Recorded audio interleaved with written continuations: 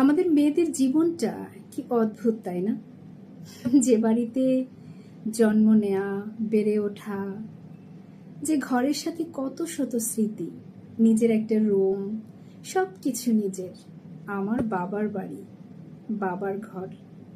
অথচ যখন সেই মেয়েটার বিয়ে হয়ে শ্বশুরবাড়ি যায়, শ্বশুরবাড়ি থেকে যখন আবার মেয়েরা আমরা বাবার বাড়িতে বেড়াতে যাই, তখন মাকে জিজ্ঞেস করতে হয়, মা কোন ঘরে থাকবো, কোন রুমে ঘুমাবো, কোন জায়গায় আমার ব্যাগটি রাখবো, কোনখানে এটা রাখবো ওটা রাখবো।